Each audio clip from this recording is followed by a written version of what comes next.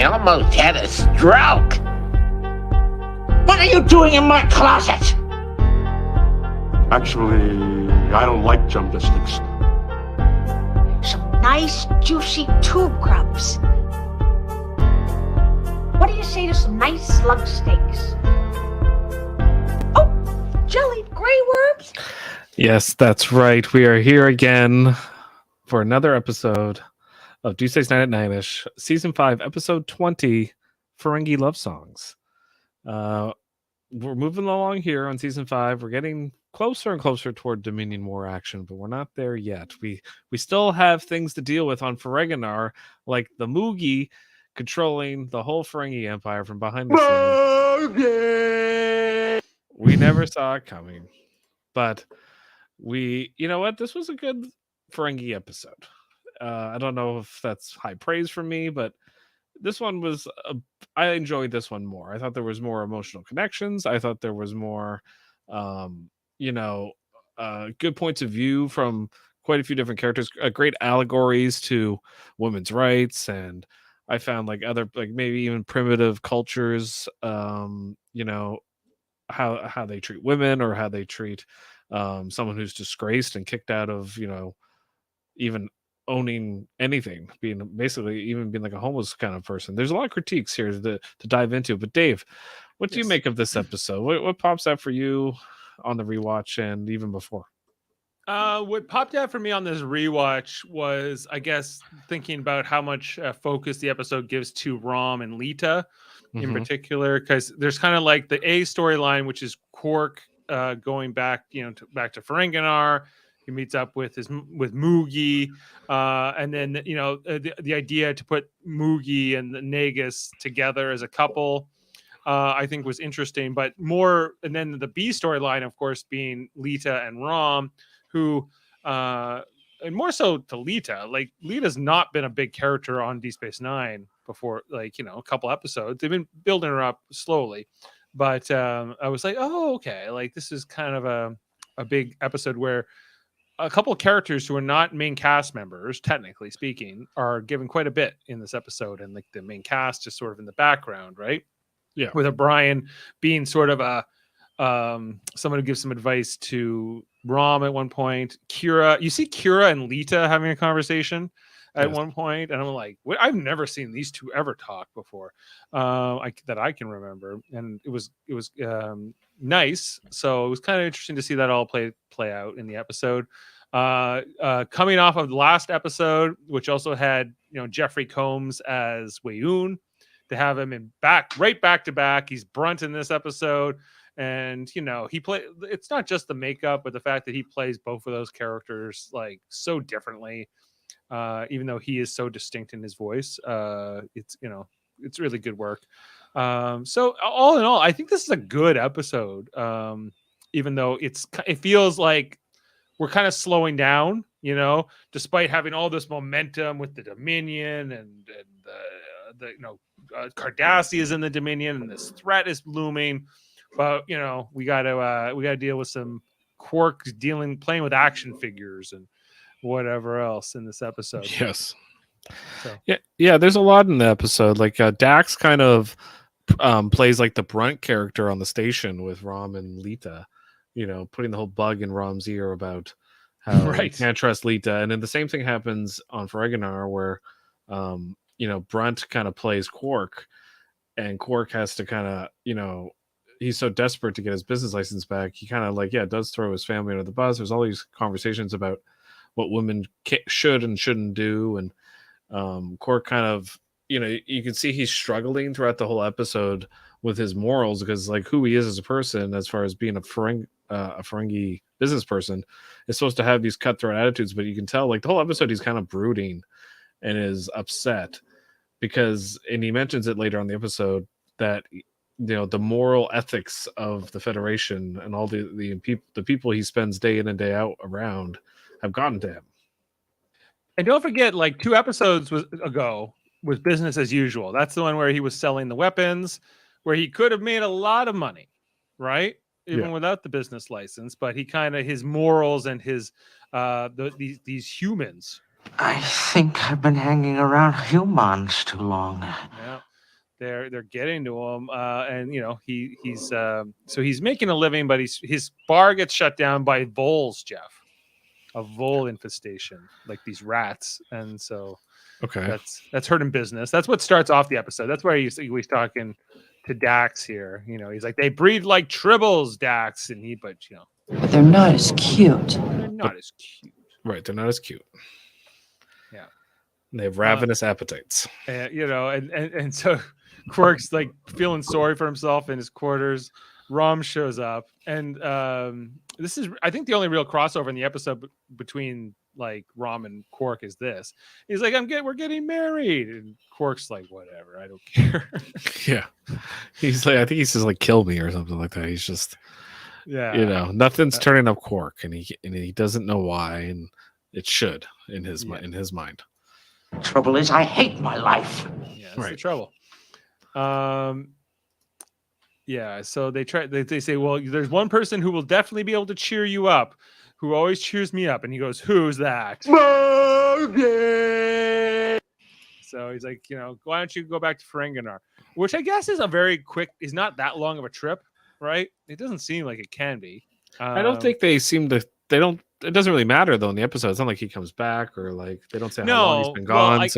Yeah, I guess because it's a cutaway, and we're on Ferenginar, and we get this Tongo wheel here, and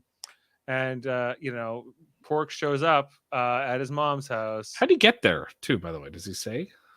Yeah, no, I assume he took a transport, but he took the bus. He took like a Ferengi transport, or well, DS9 has ships coming and going all the time, so it seems like you could. Does he hop a ride, or is it like a bus ferry? I'm not sure. They don't quite get into it, or how far of a trip this is from DS9 to the Ferengi homeworld. Right. But maybe it takes a week. I don't know, but they kind of yada that part. Mm-hmm. And he's just looking. He's looking to come home for some sympathy from Mom, for Moogie. And I think we have been. Is it the new actor in this episode, Jeff? Is it a new actor playing Moogie? I think this is the second Moogie. I think Andrea Thompson was the first one.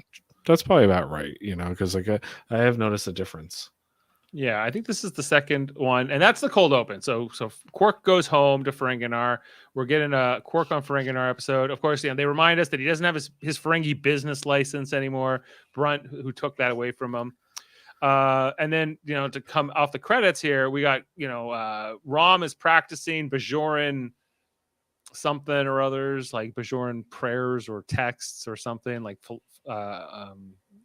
getting into the Bajoran religion. He's learning the Bajoran culture so he can get ready for this traditional Bajoran wedding with Lita.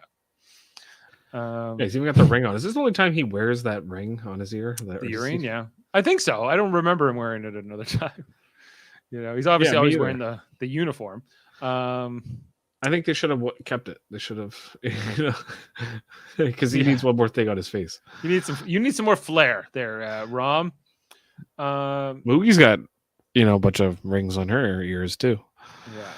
Sam saying this was a good episode, and this episode show not like people for what they have. So it should not to like people where they have, and not just their possessions, maybe. And where's everyone else? I know. Normally we have so many people here on the station, Jeff, but sometimes we have to go home to Ferenginar or to other places, and we can't all be here at once. Jameel's in San Diego, as far as I understand. Yes. For the San Diego Comic-Con. The Millards, I'm not sure what they didn't say. Davin's interviewing Lenore Zahn over on his X-Men the Animated Series show, X-Rated. Nice. So if you haven't checked that out, you definitely should. Mm-hmm. And those are most of the regulars here on Deep Space Nine and Nash. Jeff and I are here, though. Yeah, we're here. We're holding down the fort. Yeah. So through the course of this conversation with O'Brien and Dax, Jeff, he kind of realizes, well, I'm learning Bajoran culture. Maybe she should learn some Ferengi culture. And there's kind of this whole revelation moment. But he's really having cold feet because we know that his first marriage was not a happy one with Nog's mother. So there's sort of some of these things coming on. Davin will probably be on soon. Oh, well, you should. Do you know something we don't? Is that what I wonder? Maybe. Davin, he loves Ferengi episodes, so we'll see. He does. He's a big fan. Yeah. Back to Ferenginar. Yes. This is, and it's always raining, and we only get the shot of this like one city, and it's always nighttime. It seems it's always night. They do mention broad daylight at one point, but I'm like, I never see daylight on the planet. But it doesn't seem like it's obviously not snowing there ever either. it's Seattle. It's like Seattle, yeah. So he's here to talk to Moogie. She's why are you here? What can I do? And obviously she's hiding Zek in the closet, so she's trying to kind of like figure out how to navigate this because she's not necessarily looking to share that feature. They remind us about she's like we don't normally get along. It's not like we're close. Why are what's up? The pic looks scary with the rain. Yeah, Ferenginar does look like a scary planet, especially if you're a woman, Ferengi. And she's like, hey, how about some tube grubs? He's like, I don't like your tube grubs. And she's like, I'll pre-chew them for you. And he's like, perhaps later. I think I did put that. That's like Some nice, juicy tube grubs. Is offering to chew the tube grubs up a little bit. Is that sort of like cutting the crust off the PB&J? Is that the first? I guess that would be the. I don't know. Yeah, I don't know why I would want pre-chewed food. When the Ferengi seem to have a good set of chompers, but it seems to be a desirable thing. He says perhaps later. Anyway, heads into his bedroom here, his childhood bedroom. And I don't know exactly how old Quark is, but I would imagine it's been a long time since he's been a kid. And so he mentions, where are my my action figures? She's thrown out my Marauder Mo action figures. They were Marauder Mo action figures, Jeff. That was the character. It's like G.I. Joe. Yeah. Marauder Mo, a real Ferengi hero. Anyway, he opens up the door, and then, of course, Zek's standing there. And he kind of goes, why is Zek in my closet? As he'll find out definitely for that thing. What are you doing in my closet? Yeah. Quark, Mark, what are you doing here? Also, how did he pinpoint exactly how to land in his closet? No, he was already there. Oh, I thought he beamed in. No, Brunt does. Yeah, that's what I meant. Yeah, I don't know. It seems like it gets against. Oh yeah, this is the first gag with the closet. This is the first closet gag. They do it like a bunch of times. 3 times at least. He's like, I live here. This is where I grew up. He goes, No excuse. That's no excuse. I'm not a big fan of him as a character. Wallace Shawn. I don't enjoy listening to his voice. I don't like his character. I just don't like him. I don't think I'm supposed to, but I think we're supposed to like him more than we do. Yeah, probably. Oh, I may not be traditional. Sorry, that's the wrong one. Opportunity is around every corner. I don't know. I think you either love Wallace Shawn or you don't. Right. That's fair. I don't. I would say I don't. It's been a while since we've seen him though. And I think it was kind of interesting to put them together, these two together, in terms of the ongoing Quark family drama. Anyway, so Quark's processing this information. Why is she here? They kind of explain that they met at the Tongo tournament, and there's quite a bit just to absorb here throughout the whole thing, where he kind of breaks it to them. And Quark goes from kind of stunned to kind of seeing the opportunity, from all this, right? He's slowly warms up, right? Because he's like, oh well, my mom dating the Nagus could be a good thing.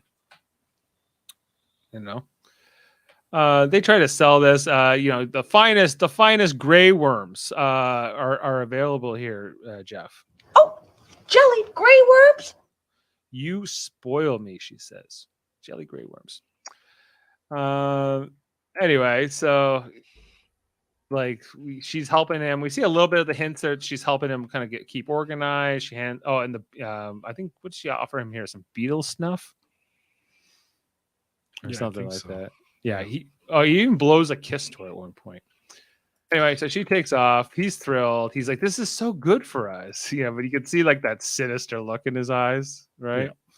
Throughout this, I do love the way he plays this episode. Back on the station, we got they're doing more vole hunting. This must be one of the not so fun tasks when you have to hunt for voles. Anyway, Rom explains that he's going to get Lita to sign some kind of contract, Jeff, like some kind of prenup. Yes. O'Brien's, are you out of your mind? He's like, yeah, he knows if he mentioned this to Keiko. It'd be a no-go. This would be a no Keiko. Yeah. No-go Keiko. Can't go. Keiko.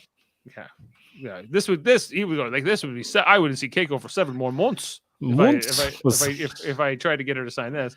She's like gallivanting with Sabar. He's like, look, I'm wearing the earring. I'm doing stuff for her, but he's like, it's your life, but this will not work. Anyway, he's like, good luck with that. Yeah, he knows. He was the right guy to do it, like not Bashir or even Cisco. Yeah, he's a married man, so I think he's got like some credibility here too. That they give him these, and he works with Rom, so it's natural that these two would be talking about this stuff. Even too, his smile there is like, that's cute. You think this is gonna work? Yeah. Yeah. Well, remember, like Keiko got cold feet before their wedding, right? And she got dated to break up with him. Right. I don't remember, but anyway, so Lita not having it, Jeff. Nope. At first, she's almost amused by it, right? Mm-hmm. But Rom's kind of pushing the envelope here. What does he say? I'm not a traditional Ferengi. Well, I may not be a traditional Ferengi, but I'm still a Ferengi. But is he? But is he? Nope. No. Whoops. Yeah, the real answer is no. He's not too traditional at all. No. He was in season 1 though. He was season 1, but about that, but he didn't even talk like he does now. I know. Yeah. He talked like more like a sneak back then. He's so different in these 5 seasons, like where he starts off from to where he really changes for sure. Huge. One of the biggest changes I think of any character. Because I don't think they had really given him that much thought earlier on. He was just kind of a sidekick to Quark initially, and like I said, that's what stood out for me is like how much of a storyline this episode really features these two, right? Considering there's so many characters on this show, there's so many things they could do, and they chose to do this, which I don't think is a bad thing. Because Quark is one of the main cast. Like they give way more of the Ferengi stuff than we ever see with like Jake Sisko, for instance, or a lot of that stuff. It's true. Anyway, they have to give a lot to Rom, and you know what? I think Rom really comes in handy like later on with the repair guy and all that stuff. Like he becomes a good character. Lita, I don't find, unless she's in these scenes with Rom, I don't find she serves much else on the show. She's there she sticks it to Quark now and then, as a Dabo girl. Like they don't really give her much of a story other than that. Like we barely, like they should have done a Bajoran story for her about her family. We don't know anything really about her background other than she really she loves traditional Bajoran stuff, and we only really get that secondhand from Rom. The Rom says, traditional wedding. She obviously wears the earring. She explained a lot of like the Pa Wraith stuff to Quark or to Rom, who then explained it to O'Brien when Keiko was possessed by the Pa Wraiths, right? Mm-hmm. So we can infer, and she dated Bashir for a while, right? But we don't even know her last name, or I guess it would be her first name. Being a Bajoran, right? Ferengis are like Japanese businessmen. Well, there's a bit of that. There's definitely some Earth cultures that are. I'd say a lot of the Middle East too is what especially their treatment toward women. I would say they don't make them go around naked, right? No, it's the opposite. It's in the Middle East they cover them up, right. A lot, right? So it's like that's what Star Trek did. They kind of turned that whole idea on its head.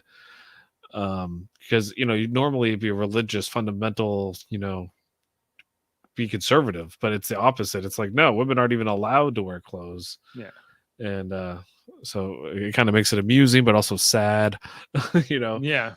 Well, we never really see it in full effect. We only get it described to us, right? Because we only meet a few Ferengi women in all of Star Trek, and they all wear clothes. The ones we meet, and they're all pretty smart. Do we ever see one that's not old? There was the one that, remember, it was like a love interest, the one who was pretending to be the waiter with Quark. Okay. Like way back in like season 1 or 2. And then in Star Trek Prodigy, there was another Ferengi woman. She was like a pirate of sorts. That's all. Those are all the ones I know of. I think there's something there. Like there maybe is a show or something about Ferengi women that would be a good show. Right. Well, even like here, well, like where Moogie says at the end of the episode to Zach, like, I believe in equal rights for women, Ferengi women, and one day I hope you do too.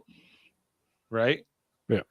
I thought that was interesting. Whereas today it would be like, you must believe what I believe. Now. Get caught up to it, right? So there's definitely some patience here that's being exhibited around progress and change.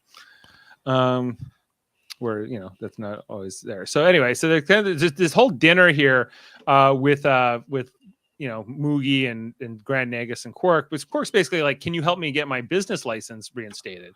And Zach's like, no, you broke a contract. You deserve to get your business license revoked. And if I helped you, it would just encourage more people breaking the law. Right? Do you buy this, that Zach was why he wouldn't help him? Yes and no. I think he's like a man of principle or whatever. But then he's showing that he's not, that he has to be. That's his duty as the Nagus, right? It's too political. It's politically would look bad for him if he helped Quark. He would do it, but he can't do it. He feels like because people are gonna use it against him, and we see in this very episode that Brunt is trying to basically take his throne. Right. So it's kind of the Game of Thrones type episode here too. Yeah. But it's all maneuvering through politics and it's business. It's like a corporate takeover. Yeah, that's very much what's going on here. Yeah, corporate takeover. Yeah. Anyway, so this dinner goes on. Ultimately, he says, "I'm not going to help you, Quark." And then they say, "Hey, Quark, you can help." What's this huge guy? His name is Maredu, like the guy who helped him. Tiny Ron plays him. He was like, Quark, you can help me clean up the dishes at the end of dinner. Yes. And anyway, so Quark's like just laying on his bed here. He hears the transporter beam in the closet. And guess who it is, Jeff? It's Brunt. Our good old friend Brunt. Where is he? I should have this on speed dial. Brunt, FCA. You're a disease, Quark. You're a disease. Generous humanitarian gesture. Brunt is back. We haven't seen Brunt since he stripped Quark of everything. If Quark has a mortal enemy, is it not Brunt? Yeah. They're kind of adversaries. I wouldn't say they're enemies. They're like adversaries. I don't think Quark wants to kill Brunt. Quark said if you ever walk into my bar again, you will not walk out. That was the last thing he said to him. Last time they saw each other. Right. But then he's willing to May listen I to have him. your attention, please? Brunt, FCA. As of this moment, no further Ferengi commerce may be conducted in this bar. No Ferengi may be employed by this bar. No Ferengi may eat or drink in this bar. And no Ferengi may do business with that man. Yeah, he's a dick. Well, yeah, but why did he do that to Quark? Like, what was his motivations? He hates Quark. He thinks Quark is too soft. He's too influenced by humans, and that Quark is the disease. Like, I think he also thinks. But in that episode, he went out of his way, to destroy him. Yes, and I don't really understand why. Like, I don't understand what his motive was. Was it for this episode, Dave? Did he intentionally do that to get him down and out to come back to Ferenginar? Like, was this a year later? Well, was the whole? That's my question, because there's a moment in this episode where Quark kind of goes, "You already knew this," and he kind of like figures out what he's doing and trying to manipulate him after. But he didn't know Quark would come home at this specific moment in time. But he knew he would come at some point, because eventually he would get desperate and upset enough that he wouldn't be able to cut it as this illegitimate businessman. So like he just waited. He's obviously a patient guy trying to do this corporate takeover, and this was, I think, there's definitely linkage to both those episodes. I think I don't know. It depends how much credit you want to give to Brunt, right? And how calculated he is. But he almost did become the Grand Nagus in this episode. So I guess he deserves a little bit of credit. They have a real like chess match here. Like remember when they were trying to crush the Union and Brunt had his Nausicaan guards nearly kill Quark? Yep. Even though Quark was already on his side. Obviously what he did was by revoking his business license. Get this incident. If there's any man who is an enemy or to Quark, it's this guy.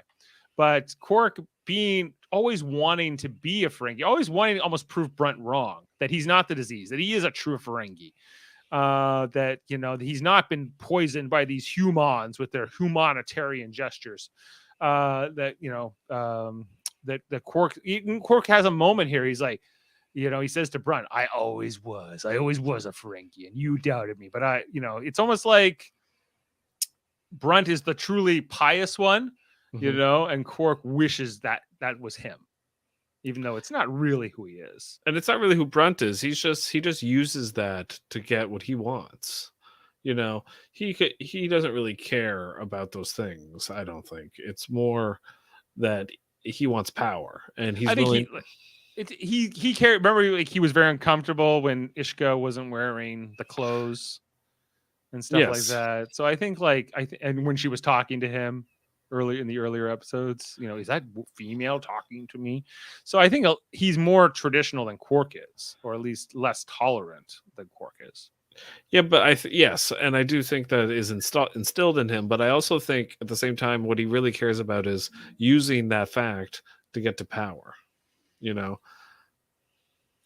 saying you gotta love the Ferengi. They like to have fun, except they don't like their women to have too much fun. But no, it's okay. They do this weird, they make this deal here where they slap the back of their hands, Jeff, and then they touch their shoulders or something. I don't know what this secret Ferengi handshake. Anyway, it is ominous. That pic looks scary. Yeah, it's definitely it's purple, black, and that's about it. Yeah, it's swampy. Yeah, it looks pretty bad. Anyway, this guy is talking to Zach for a bit here earlier in the episode. He's like, I would love, you see everyone who has to talk to the Nagus has to make a donation. And, what exactly a Grand Nagus does? Is he like the president of Ferenginar? I think he's like the Pope, He's more of a religious figure, or I think so. Yeah. Or is he more like a godfather kind of a figure?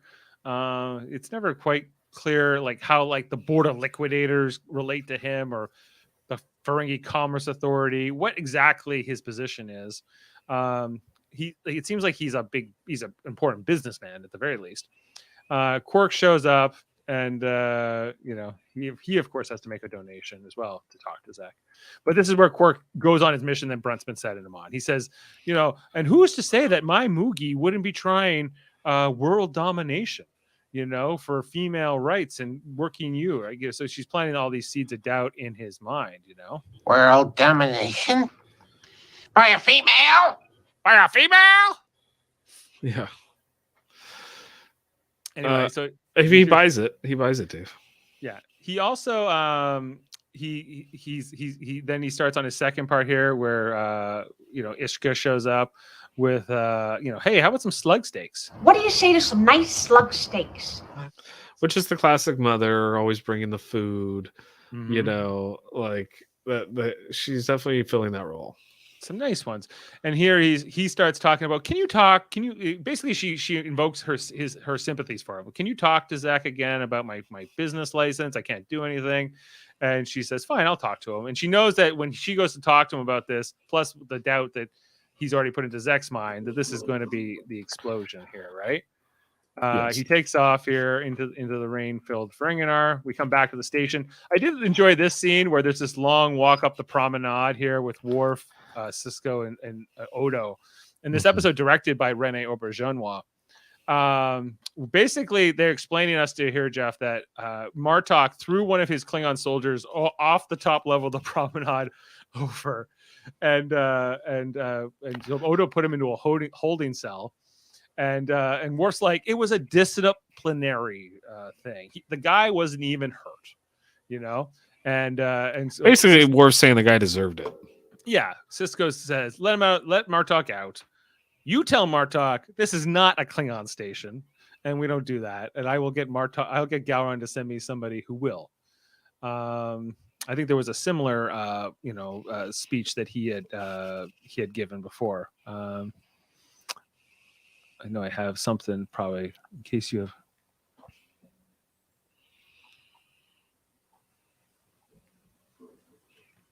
Klingon against Cardassian. That's not it. But here it is. But in case you haven't noticed, this is not a Klingon station, and those are not Klingon uniforms you're wearing. Yeah, there we go. Right. He likes to point out the obvious. That's how he gets his point across. Yeah. Right.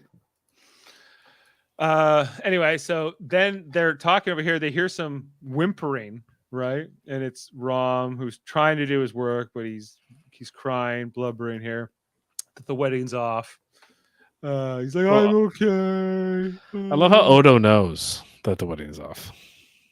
Yeah, Odo knows. And he's like, he has to regretfully tell Cisco, who knows nothing about what's going on in his station. Yeah. I like how this is just this moment where he's like, chin up, man. Get yourself together. Get yourself together. It's all right. Anyway, and then meanwhile, I did enjoy this whole thing here with Kira and with Lita up on the upper level. I have a question. Who's taller? Not Visitor or Lita's, what's actress's name? Chase Masterson. Yeah, who's taller?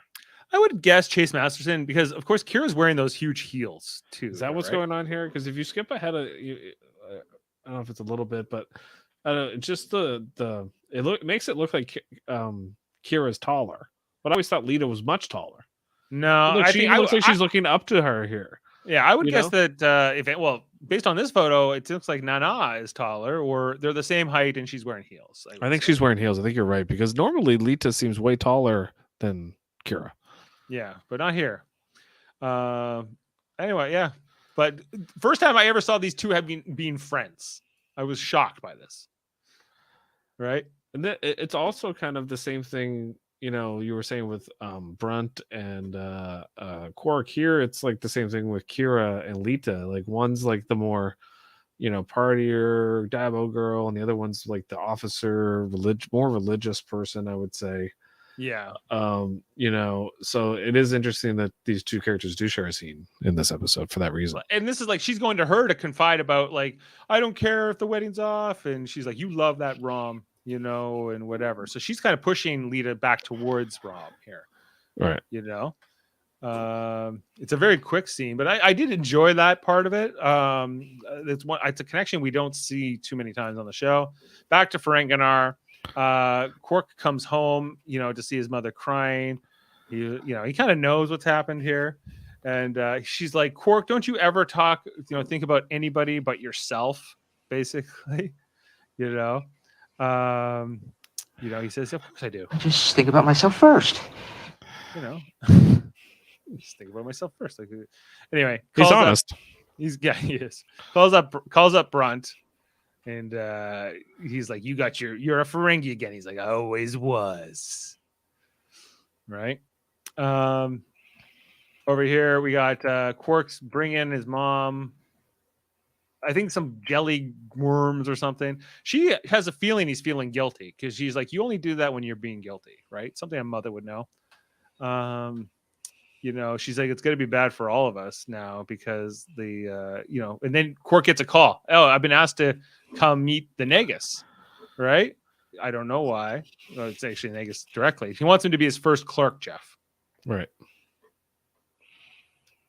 He's like, seems like a great opportunity for him. He's like, what about my bar? He's like, you want to be a bartender forever? Come be like my chief of staff, basically, right? Yeah. And so Quark's trying to help him with his business, and basically this is the scene where we figure out Zach's memory is really going, that he can barely remember who anybody is or what the things are. Things are kind of falling apart. Some daemon wants to know about duranium, I think. Yeah. What's the cost of this? Anyway. Yeah, like you could see that like Quark is selling his mother out to kind of take her spot. Really, is what he's done here. But that's the whole thing with Quark, is that he's grown a conscience and he's having to go through these meal rituals with his mother and having to basically lie to her to get what he wants, when he's depriving her of what she already had. He kind of just shows up and is upset, and now he's all of a sudden thrown into this position of being the right hand person to the Negus. So. Right. And he's trying to do his best here, but he's like, "Uh-oh, this is trouble," right? Meridu, like the big, huge bodyguard assistant guy, is like, some of his facial expressions are really good in this episode. His makeup's awesome. Yeah. Things are going back to the station. It's a real like ping pong this episode. And all of his savings, all of Rom's savings, basically he keeps it under his bed. Wasn't there an earlier episode where, of course, like, "Oh, Rom, you don't really keep it under your bed, do you?" Looking at his latinum, O'Brien needs something from him, but they kind of get into this conversation here about, he's like, "Well, I'm gonna get half my latinum to Lita, so that way she'll sign the contract." But he's like, once she signs the contract, she's not allowed to have any money. So this is kind of dumb. He's like, "Oh yeah, right." Yeah. Right. What I learned from this episode? That like Kira and O'Brien and Dax really have their thumb on like what's going on the station, and Cisco has no idea. Doesn't care. Doesn't care. Yeah, he could care less, really. And it's not that he's too busy. Well, yeah, Worf still lives on the Defiant, right? And Odo seems to kind of know what's going on, but not really. Isn't it interesting though that both with Picard and Cisco, like the final episode of TNG is, Picard going into the poker room, go, "I should have done this a long time ago," right? Yeah. And then we have here with Cisco, he's the same. He's like he keeps his crew at an arm's length. Not like Picard though. Like he brought them out to the baseball game, and like there's more. I think that he has a better connection with his crew than Picard. I don't know. Isn't the baseball game kind of the same thing as dressing up and being on like a real boat, like they do in Generations? Like basically, it's the captain doing the thing that he loves with his crew that doesn't like it. Do you know what I mean? And, maybe. Like I feel like they're very similar. That's all. Like I think there's a lot of comparisons here between Cisco and Picard that I wouldn't say you really see from like even Janeway and Kirk. I would say they're probably closer to their crew. Maybe not, but maybe I'm wrong. Like I don't think I wouldn't. I think Cisco's a little closer to the Picard end of the spectrum, but he's still, I think, not as closed off as Picard is in Next Generation specifically. Right. And just where Rom's like, "Well, there's a rule of acquisition. Latinum lasts longer than lust. Rule of acquisition 229. Maybe, but lust can be a lot more fun. Lust could be a lot more fun, Jeff." Yes. I mean, yeah, he's great in this episode, O'Brien. I mean, he gives them all the right advice, and does it in a whimsical Irish way. So what's there not to like? Right. Meanwhile, Lita, I guess while Quark's away, Lita is moonlighting as a Jumja stick stand operator, Jeff, on the promenade. Right. She's giving Morn a Jumja stick. They'd love to just stick Morn in there. They're like, "All right, we'll start the scene off with Morn getting the Jumja stick." Right. Perfect. Which is apparently super sweet. It's like a big sweet candy, basically, on a stick, right? Yeah, from tree sap. Yeah. He's getting his Jumja stick. I don't know what flavors they come in or not, but they all look the same to me. Yeah. They all look like what is it? The Ricola mints, like it's like a big hard candy. You think? Yeah. Right.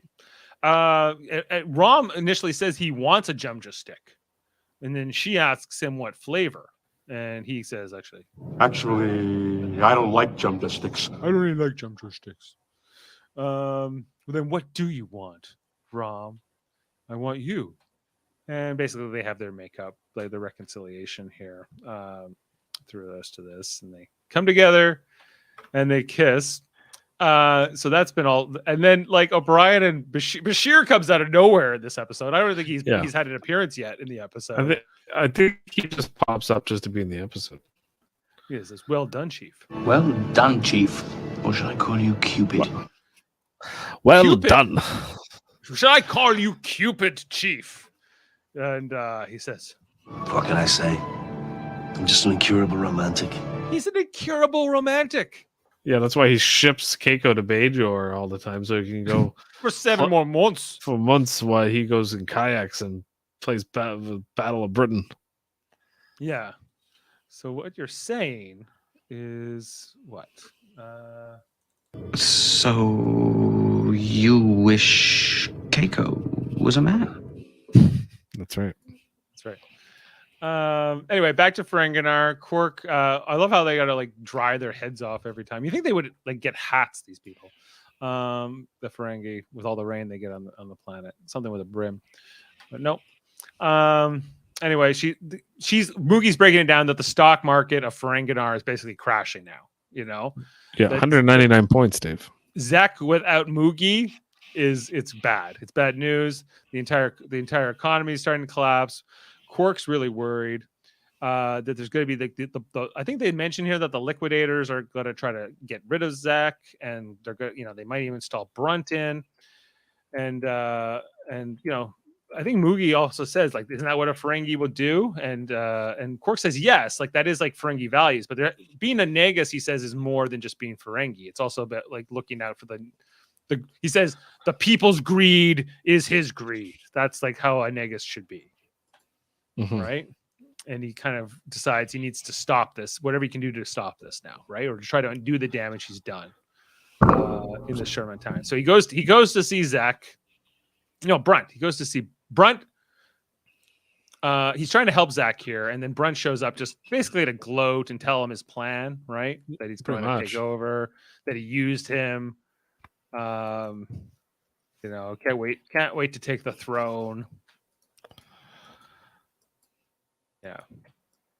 And then we go back here, and this is where the conversation is about, like, we have to stop this, basically. Yeah, Yeah. And I think like this is the whole point of this episode is basically Quark comes around to the fact that he's okay with his mom being in charge with basically the Ferenginar and the whole economy, really. I'm still confused around like, is Quark truly a traditionalist Ferengi? Does he really care about any of this? Why does he say he does? Because that's the whole point, is that people just say stuff like that because, oh, that's what the doctrine is. And that's what you're supposed to do. And it's written in the rules and you're just supposed to do this, But the point is that rules are meant to be broken sometimes because they lead to immoral actions. Or traditions are not necessarily worth defending for the sake of it, right? Right. It's because sometimes those traditions lead you down the wrong path. Yeah. Thomas Hill says the acting's so good on DS9, the characters are great. I agree. Like, especially like I watch Enterprise every week too, and comparing Enterprise to this show, you do see a huge, like, just really good writing, really good acting every episode, especially once we get to this stage of Deep Space Nine. Yeah, it's like it's like refreshing glass of water after like a handful of salt. Yeah. And I what I liked on this episode was that like Quark and Moogie have to kind of like put their heads together here and kind of come up with a plan to like to solve this, right? Back to the Negus's palace where Quark shows up and they're already kind of gloating about they've already won. Like they kind of yada the win here. Zek's back in power. Brunt's been taken over. And it seemingly Zek thinks it's because Quark gave him all this great financial advice, right? But it turns out no. It was a female. And like the assistant even puts the hood up, the hood up. Yeah. And I find that interesting that he's there to do that. Right. It's like he might have been in on the plan too, Like, so what I don't understand. Like, Ferengi women must have to go out into the street sometimes, right? And they're naked all the time. I guess. I mean, I don't even though really it's raining all the time. It seems terrible. It seems like Wait, it doesn't wait. it doesn't make any practical sense. Like, Is that why they're so wrinkly too? Like especially when they get old. Maybe it could be. Anyway, so they had kind of a reconciliation here, and then it gets really like old person sexual, old Ferengi sexual at one point. Yes, I almost it got him. does. She's like, you can do whatever you want to me, Zeki, and he's like, oh, I will. No, the best is the assistant that's just like, I just love watching love. You know, Yeah. and brings Quark in real close for a hug. It's pretty great. Oh yeah, here. It's Yeah. like those crushing. He never Armin talks Zimmerman- either, right? This guy, or does No, he? he never talks. No. Never. So him and Morn are both in the episode, and they don't talk. And don't forget that Loxana Troy had Mr. Hom or whatever his name was, Okay. who was the big, huge, tall guy, like who played Lurch on Addams Family. Okay. Remember that guy? Yes. Who would always like ding the chime every time between bites on Beta Z meal or whatever. Right. Anyway, and then we get like sort of near the end of the episode, his mom Moogie brings him the Marauder Mo action figures. Jeff. Yeah. I think I've been hanging. No, it's this one. My Marauder Mo action figures. My Marauder Mo action figures. She's like, do you know how much these are worth? Do you have any idea how much these are worth? Not as much as if you'd kept them in the original packaging, which is what I told you at the time. Even then, you were handing out sound financial advice. But he didn't keep them in the package. He opened them and played with them because that's who Quark is. Right. But yeah, that was the right financial advice. But I'm sure that Jaemeel appreciated that moment in the episode. Yes. He loves he to keep watched. things as a collector. He loves to keep things in the thing. And they have kind of like a little moment here. And then I love how they like you even see like on these figures, Jeff, you see like the little energy whip, right? Is on like the side, the Marauder Mo action figures. Oh yeah, he has this little thing with Brunt here, where basically Brunt's like, "What now?" And he's like, "You won't mess with me." He sends Brunt out here, whatever. This scene, I guess you had to do it, but I just wanted to get to this. He's actually playing with the figures, Jeff. Yes. That's what I mean. That's who he is. Yeah, and that's the end of the episode. Yeah. So maybe a couple fun facts. Tell me if was this indeed the second Moogie? Okay, let me look it up because I had it up here a second ago, but now I don't have it. I think it is though. Like the actress just seems way different. This is Cicely Adams. I don't know. Yeah. I can't. When was the last time we saw Moogie? Like, was it a season ago? I think it was like 2 seasons ago. Cicely Adams. Actually, she died in 2004. She was married, Jeff, to the guy who played Bobby Singer on Supernatural, Jim Beaver. Oh, Jim Beaver. Yeah. Interesting. Yeah, here she is. This was her first appearance as Moogie. Ishka? As Ishka, yeah. So you're right. But she went on to do it another 5 times. So, And I have some fun facts. Let's jump right in. Yeah, so it starts with Cecily Adams. Andrea Martin previously played this role in Family Business, which is 2 years ago before this, but she found the prosthetics too much and decided not to return to the role. Adams would play Ishka for the duration of the remaining episodes. It does. I feel like Cecily Adams is just as good. I think she's better. Yeah. Yeah, I thought she did a great job in this episode of connecting with Quark. I was more interested in this episode than the other Moogie ones. Just maybe it was the writing, but maybe it was the performance too. Okay, the 18th, the 94th, the 208th, and the 229th rules of acquisitions are mentioned. Do you remember any of them, Dave? I got a few of them as sound bites, but yeah, like Latin, don't mix Latin with lust or something. That's like the that. 229th. Yes, there's also the 18th. A Ferengi without profit is no Ferengi at all. The 94th, females and finances don't mix. And 208th, sometimes the only thing more dangerous than a question is an answer. Right. I think actually I did get that. Sometimes the only thing more dangerous than a question question is an answer. Rule of acquisition 208. He really took his time saying that sentence. I Okay. even edited it. I Oh, really? shortened the pause. Yeah. Oh God. Okay. According to Ira Stephen Bear, the working title of this episode was "How Quark Acquired His Groove Back." Do you like the final title better? Ferengi Love Songs? I don't like either. I think they could have given it a better title. Ferengi Love Songs makes more sense because of what's going on with Rom and Lita. Yeah, it does. And because there's like the love song aspect to the whole, like, Zek and Ishka. Yeah. And Quark and his action figures. Okay. Yeah. Speaking of those action figures, the Murata Mo action figures are redressed Super Patriot figures from the Todd McFarlane Spawn action figure line of the mid-90s. Two of the action figures hold an energy whip made with pipe cleaners, seen here in the next Generation episode, The Outpost, and Star Trek Enterprise episode, Acquisition. The Last Outpost. Sorry, yeah, The Last Outpost. Yeah. I love that they have action figures. They're pipe cleaners. That's all they are, right? Yeah, that's all they are. It's pretty great. Okay. Ishka's comment to Quark about not saving the original packaging of his action figures was written by Hans Beimler as a joke at the expense of Ira Stephen Bear. As Beimler explained, Ira's one of those guys who buys all these toys and never opens them. And God forbid you should open one because it'll make it less valuable. So Ira Stephen Bear is a toy collector? I guess so. Yeah. And that's the writer calling him out on it. Okay. This episode was changed to its current title at nearly the last moment before airing. Many television listings during its original airing listed it as Of Love and Profit. So that's another alternate title.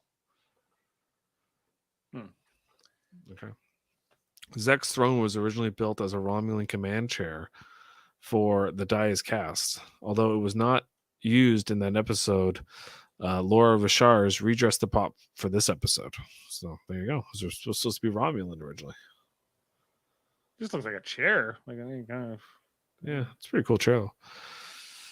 This is the 6th episode to be directed by Rene Auberjonois. This episode introduces the character of Lek in a small role. Lek would return in the 6th season episode, The Magnificent Ferengi. Is that Lek? That was who? Oh, I didn't realize that was Lek. Yeah. Lek, he's like the assassin guy, right? Who comes back later in The Magnificent Ferengi. Okay, I forgot about that. Jeffrey Combs, another, he plays everybody. Brunt Wayoon, Sharon Turan, Kevin McCulloch, everything. That's what that fun fact is. This episode's running gag of people hiding in Quark's closet recalls the phrase skeletons in one's closet, which refers to the discreditable or embarrassing fact that someone wants to keep secret.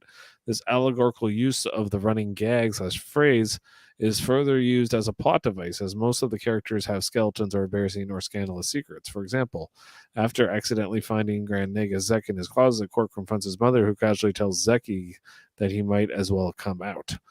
What are you doing in my closet? This makes Ishka's skeleton in her closet. That makes Zek. Zek's relationship with Ishka and his failing memory proves to be his own skeletons in his closet. When Quark finds Brunt in his closet, he immediately asks, "What are you doing in my closet?"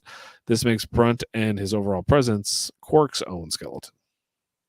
It makes me think of South Park, and when they were like, "Hey, Tom Cruise, why don't you come out of the closet?" I think a better title for this episode would have been like Ferengi's in my closet, or Ferengi skeletons in my closet, or something like that would have been better.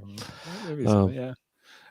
Comment here from Dennis May saying Deep Space Nine is the best of the Star Trek series. Well, I agree. I don't think you're getting a disagreement from Jeff.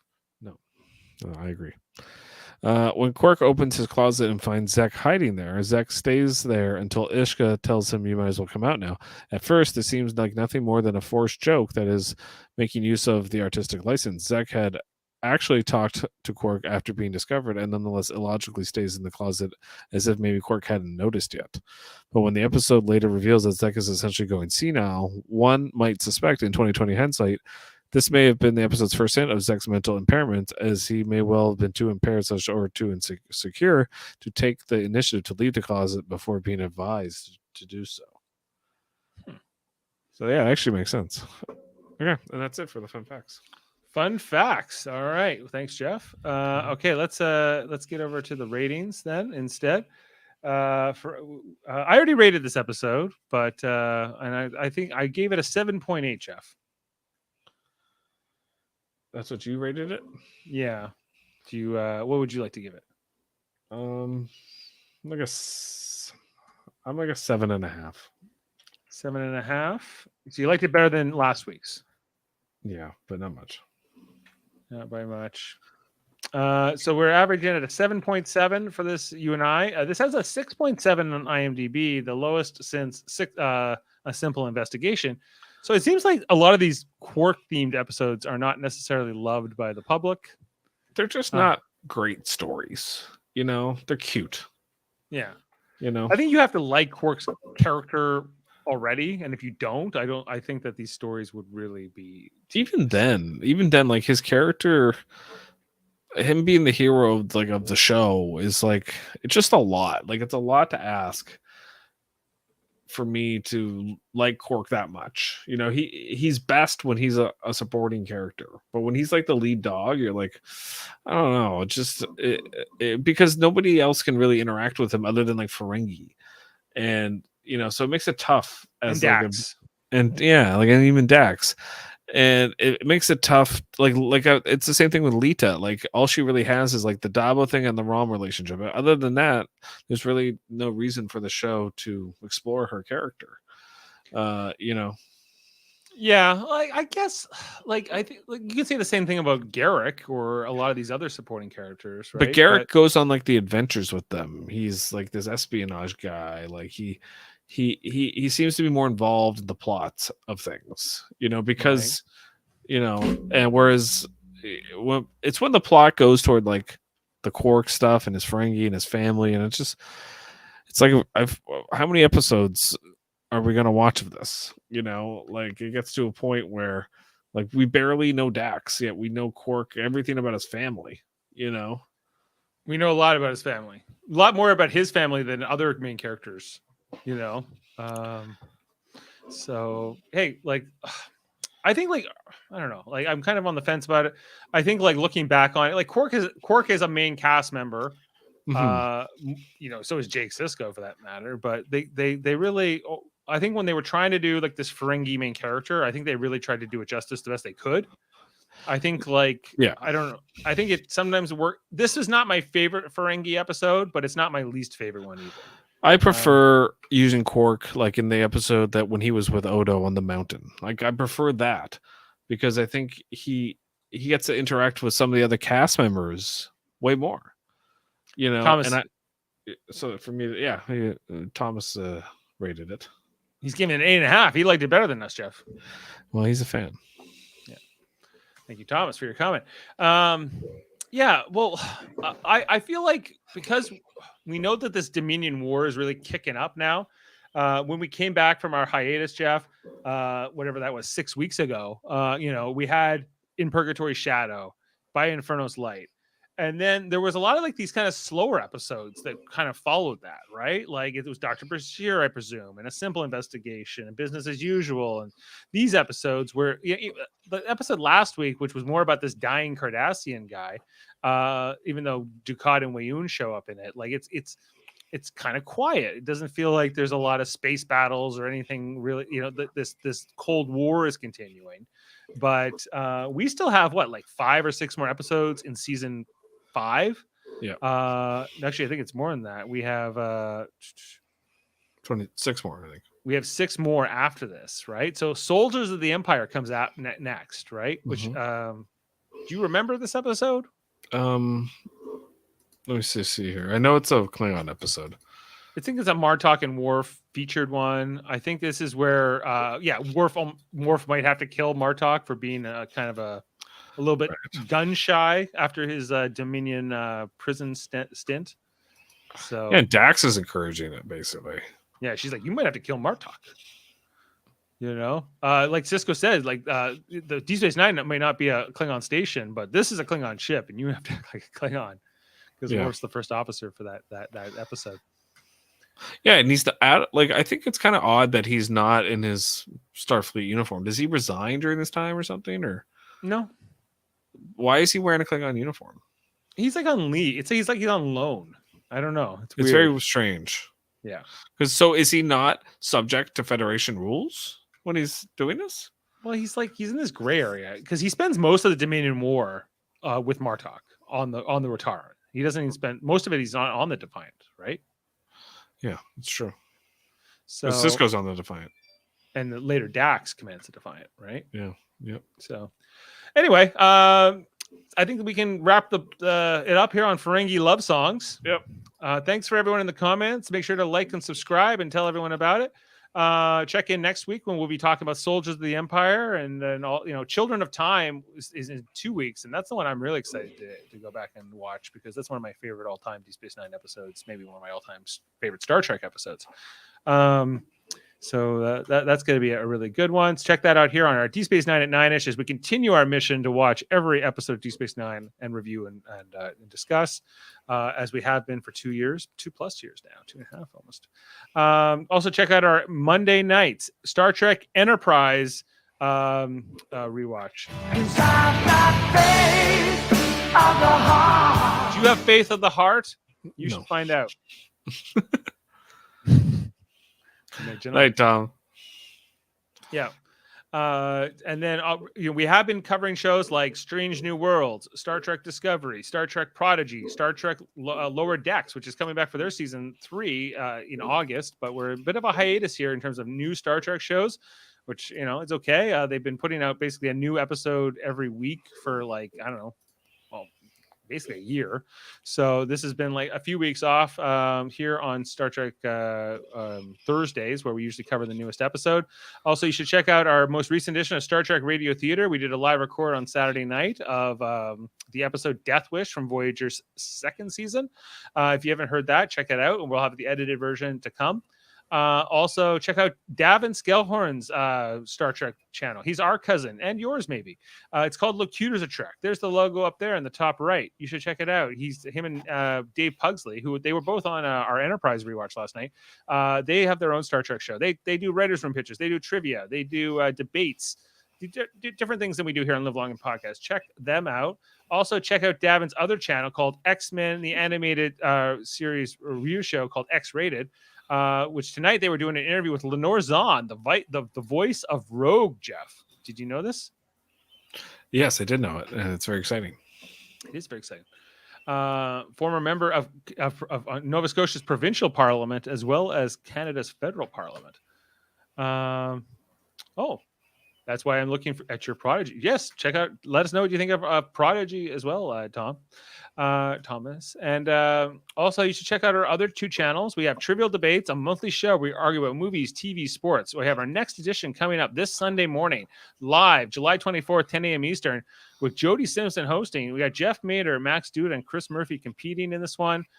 Some interesting debates here, including what's like what was the best horror movies from the 80s or something, right? Yep. Is in here. So we got some great debates to come up on Sunday morning on Trivial Debates. Plus, you should check out our other channel, Super Mader Brothers Podcasting. A lot of scripted and unscripted TV shows that we review over there. Most notably, Big Brother. Right now, we're in the midst of Big Brother 24. It's about week 2 in the Big Brother house. Typically, we're doing those podcasts on Sundays, Wednesdays, and Thursdays. Also, we talked about Survivor season 42 earlier this year, and Big Brother Canada 10. If you're into any of those shows, definitely check that out. Marvel, different things over there on Super Mader Brothers Podcasting. And additionally, you should check out our friends podcast, like the Hellbound podcast with Alex Blackburn and Michael Chan, or you can check out my son, Eamon Mader, also known as Sam Jerka. He's got Let's Talk About Fighting Games, which he does with Super Smash Bros. Seth and Paranoia. They talk about fighting games over there on Spotify, wherever you get your audio podcasts. You should check that out as well. And am I forgetting anything, Jeff? Is there anything Nope. I think you hit it all. All right. Well, I think on that note, we can leave you guys tonight, and we'll see you next time here on Live Long and Podcast. Thanks for being with us. And what's that? We'll play you out on a quote here. Okay. See you next time. Latinum lasts longer than lust. Rule of acquisition 229. Maybe, but lust can be a lot more fun. I almost had a stroke.